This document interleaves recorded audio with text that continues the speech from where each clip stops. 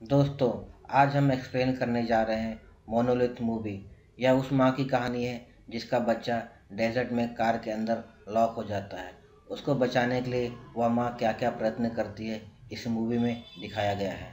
Movie की शुरुआत एक फ्यूचरिस्टिक कार ब्रांड के एडवर्टाइजमेंट से होती है जिसका नाम मोनोलिथ होता है। एड का प्रेजेंटर यह दावा करता है कि इस कार को दुनिया के सबसे बेस्ट कार का अवार्ड मिल चुका है। वह यह भी दावा करता है कि ये दुनिया का सबसे सेफेस्ट कार है। इसमें बहुत सारी यूनिक सेफ्टी फीचर है, जैसे कि अनब्रेकेबल ग्लास, स्ट्रॉन्ग टायर और रिजिड बॉडी, ताकि यह अपने मालिक की सुरक्षा हर हाल में कर सके। इतना ही नहीं, इस कार में एआई फीचर भी प्रोवाइड की गई है जो स्मार्टफोन से पूरी तरह कनेक्ट होता है, और इसमें लिलिथ नाम की वर्चुअल असिस्टेंट भी दी गई है। अगले सीन में हम देखते हैं कि सैंड्रा अपने बेटे डेविड के साथ में नानी के घर जा रही थी। कार इतना एडवांस होता है कि उसका हस्बैंड एआई के थ्रू से बात करता है। सैंड्रा के हस्बैंड का नाम कार्ल है, जो कि एक पायलट है। अपने बिजी शेड्यूल के कारण वह इनके साथ नहीं आ सका। अगले सीन में हम देखते हैं कि सैंड्रा एक गैस स्टेशन पर रुकती है, जहाँ पे वह अपने बच्चे का डायपर चेंज करती है। उसे देखकर कुछ महिलाएं हंसने लगती है। फिर वह सुपरमार्केट से उसके लिए कुछ खाने का सामान लेती है, और जब वह पेमेंट करने जाती है वह नोटिस करती है कि कोई उसके कार के साथ छेड़छाड़ कर रहा है। इसलिए वह अपना स्मार्टफोन निकालती है और सेफेस्ट मोड ऑन करके कार को लॉक कर देती है। फिर वह देखती है कि उसका बच्चा उसके साथ में नहीं है। वो यहाँ वहाँ भागती है बच्चे को ढूंढने के लिए। अंत में वह बच्चा उन 3 लड़कियों के पास होता है। वह उसे लेकर अपनी कार में चली जाती है। फिर वह कार को सेफेस्ट मोड में ऑन कर देती है। इससे वह बाहरी दुनिया से पूरी तरह से कट जाती है। सैंड्रा अब गैस स्टेशन से रवाना हो जाती है, लेकिन वह देखती है ग्रैनी का घर अभी भी बहुत दूर है। इसलिए वह टाइम पास के लिए अपने फ्रेंड जैसा को फ़ोन लगाती है।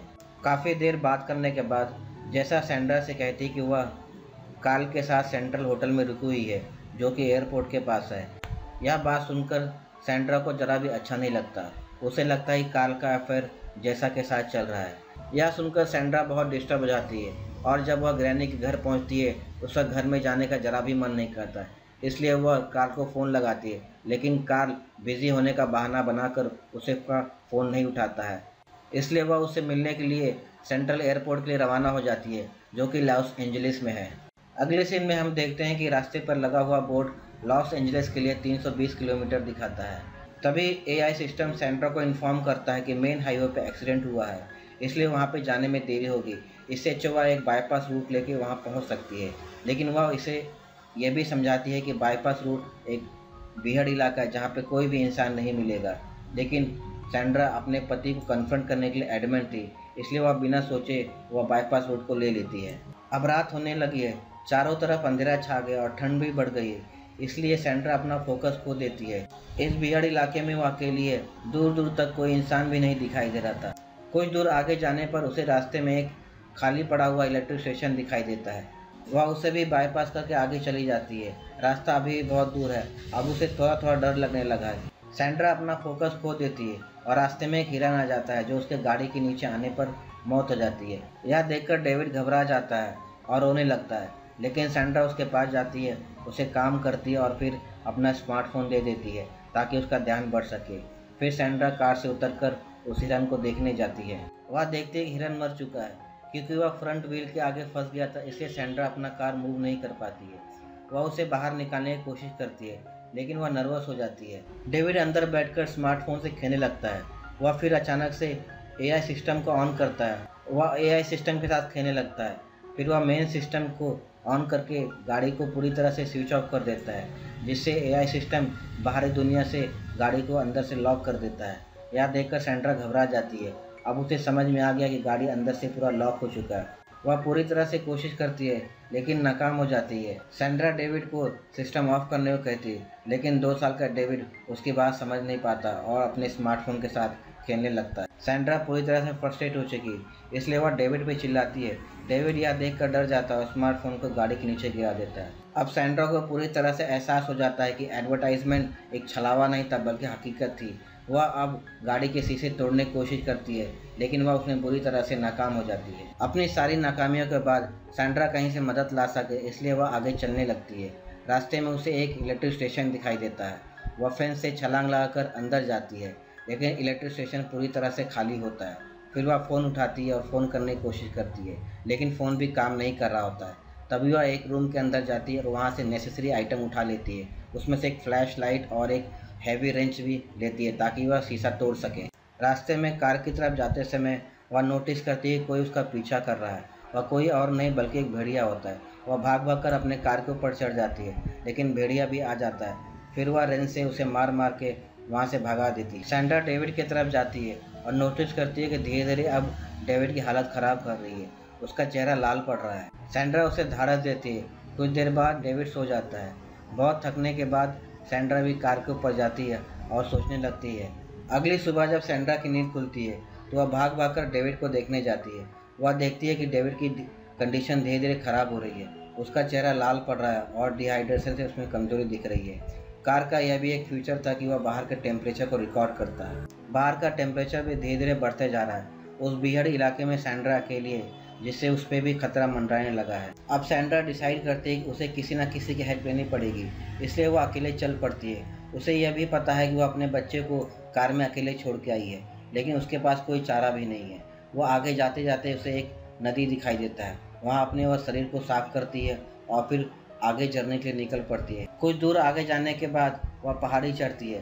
पहाड़ी चढ़ने के बाद उसे एक बीहड़ इलाके में एक प्लेन दिखाई देता है। इधर कार की टेम्परेचर बढ़ती जा रही है, जिसके कारण एआई सिस्टम डिटेक्ट करता है और इमरजेंसी कूलिंग फैन ऑन कर देता है। इधर सैंड्रा जेट के अंदर जाती है, जहाँ पर उसे अल्कोहलिक ड्रिंक मिलता है, गैलन ऑफ गैसोलीन, लाइटर और कुछ फालतू पड़े टायर मिलते हैं। वह अल्कोहल का ड्रिंक कर लेती है ताकि उसे थोड़ा एनर्जी मिल जाए। फिर वह चीज़ों को जमा करती है और टायर को आग लगा देती है, यह सोचकर उसकी मदद करने कोई आएगा।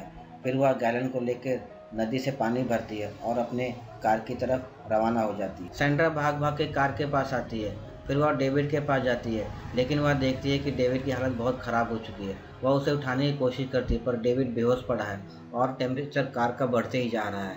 कूलिंग फैन भी ठीक से काम नहीं कर रहा है। तभी सैंड्रा लाए हुए पानी को कार के ऊपर डाल देती है, जिससे टेम्परेचर कार का कम हुआ, लेकिन इससे कुछ फ़ायदा नहीं होता है। आखिर में सैंड्रा रोने लगती है। उसे एहसास हो रहा है कि उसका डेविड खतरे में है। फिर वह रेंच से गाड़ी को तोड़ने की कोशिश करती है। उसमें वह बुरी तरह से नाकाम हो जाती है और ज़मीन पर गिर जाती है। फिर वह आग लगाती है ताकि धुआं सेंसर डिटेक्ट करे और इमरजेंसी विंडो को ओपन कर दे, लेकिन इसका उल्टा ही होता है। जो एग्जॉस्ट फैन चल रहा था वो भी बंद पड़ जाता है। एआई सिस्टम स्मोक को डिटेक्ट करता है और कूलिंग फैन को ऑफ कर देता है। थक हार कर सैंड्रा जमीन पर गिर जाती है। फिर उसे सपना आता है। वह देखती है कि वह 1 साल बाद वापस वहाँ पे आती है और डेविड की मौत के लिए काल को जिम्मेदार ठहराती है। जब उसकी नींद खुलती है तो वह डेविड के पास भाग भाग कर जाती है। वह डेविड को उठाने की कोशिश करती है, पर इससे भयानक सीन हो जाता है कि वहाँ पर भेड़िया आ जाता है। फिर वह भेड़िया से बचने के लिए कार के ऊपर जाने की कोशिश करती है, लेकिन कार का टेम्परेचर इतना ज़्यादा होता है कि वहाँ पे चढ़ नहीं पाती है। फिर वह कार के नीचे चली जाती है। भेड़िया उसे काट लेता है, लेकिन फिर वह रियलाइज़ करती है कि भेड़िया उस मरे हुए हिरन के लिए आया हुआ है। फिर वह हिरन को खींचकर उस भेड़िया को दे देती है, जिससे भेड़िया वहाँ से चला जाता है। अब हिरन की रुकावट निकल चुकी थी, इससे कार धीरे धीरे मूव होने लगता है और पीछे की तरफ जाने लगता है। पीछे एक बड़ी खाई थी, इसलिए सैंड्रा हिम्मत करके उस कार को रोकती है। तभी वहाँ पे एक छोटा सा पत्थर आ जाता है, जिससे कार टकराकर रुक जाती है। सैंड्रा अब राहत की सांस लेती है। वह पहाड़ पर बैठकर सोचने लगती है। तभी उसे गैस स्टेशन का याद आता है, जहाँ पर वह देखती है कि कार्टून को डायमंड मिल जाता है जब वह बॉस को नीचे फेंक देता है। सैंड्रा भी कार को नीचे फेंकने की सोचती है, पर उसे इसका परिणाम भी पता है, लेकिन उसके पास कोई चॉइस भी बचा नहीं, इसलिए वह कार को नीचे फेंकने के लिए आगे बढ़ती है। सैंड्रा रेंच लेती है और उस पत्थर को तोड़ने लगती है। फिर पत्थर टूटने के बाद वो कार को धक्का मारती है और फिर पहाड़ से गिरा देती है। कार अब नीचे गिरने लगता है, जिससे कार में बना हुआ एआई सिस्टम एक्टिवेट हो जाता है और एआई सिस्टम यह रियलाइज़ करता है कि कार नीचे गिर रहा है। एआई सिस्टम ग्रेविटेशन फोर्स को स्टडी करता है और अपने आप को इस तरह से बैलेंस करता है ताकि कार गिरने पर भी कोई डैमेज ना हो, क्योंकि कार को इस तरह से डिज़ाइन किया गया था कि एक्सीडेंट के दौरान कार का जो इमरजेंसी विंडो अपने आप खुल जाएगा।